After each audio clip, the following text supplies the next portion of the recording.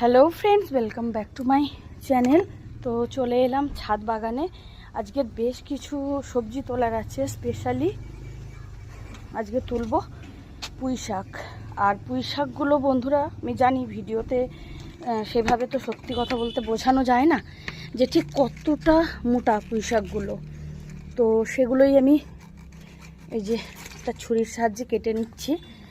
আর দাঁড়াও, এই দেখো, এই কাটা অংশটা দেখে যদি তোমরা বুঝতে পারো তো ভালো যে কতটা মোটা।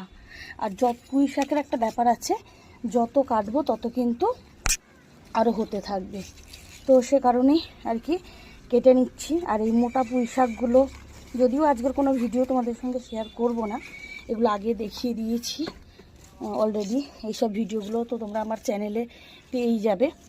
আর এগুলো মেনলি আজকের চিংড়ি দিয়ে ঝাল করব, যে কারণেই আর কি এসছি।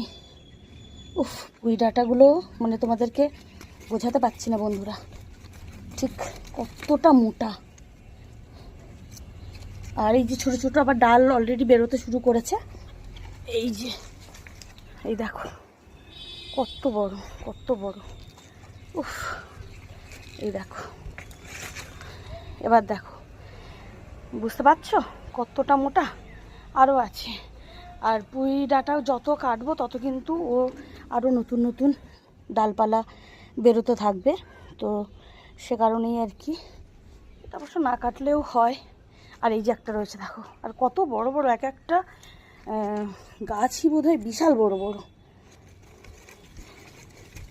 এক হাতে কাটছি তো তাই জন্য একটু সময় লাগছে।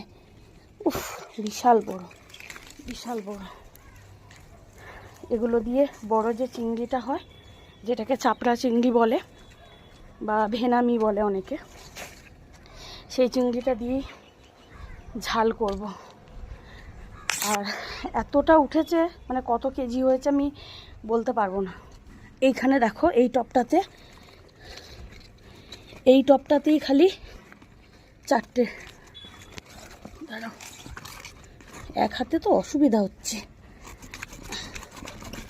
এই উফ, দেখো কতটা বোঝাতে পারছি জানি না। আর সবথেকে বড় কথা, ভীষণ আনন্দের ব্যাপার সেটা হচ্ছে নিজের ছাদ বাগানে নিজের হাতে লাগিয়ে মানে সেই জিনিস তোলার একটা আলাদা আনন্দ আছে। নাও, কেটে নিলাম ডগাগুলো।